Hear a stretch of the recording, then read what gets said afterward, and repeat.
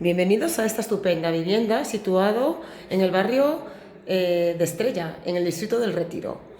Se trata de un piso muy amplio, de aproximadamente 95 metros cuadrados, situado en una sexta planta en finca con ascensor.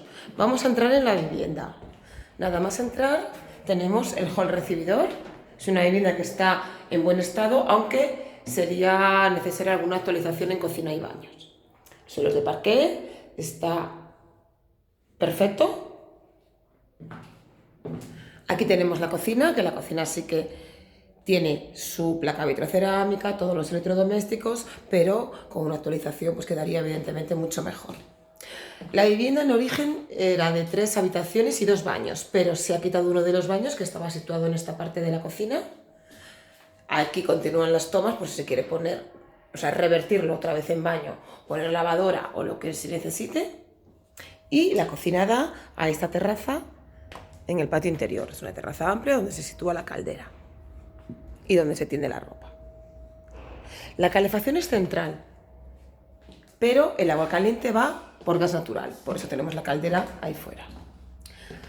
Este sería el baño que tenemos actualmente, tiene su ventana, es un baño amplio con bañera. Una de las habitaciones, que también es amplia, esta da al patio, las ventanas son de aluminio. Aquí tenemos el salón, que es muy amplio, y 2 habitaciones. Esta da al patio también y tiene armario empotrado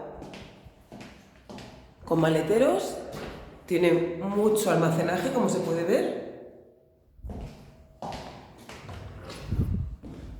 Y aquí tenemos otra habitación que también tiene armario empotrado. El salón y esta habitación dan a la calle Doctor Esquerdo. Está muy bien situado, a 1 minuto caminando del metro y con parada de autobús casi en la puerta. Es una muy buena oportunidad y tiene muchas opciones de reforma, si se necesitase. Venid a verla.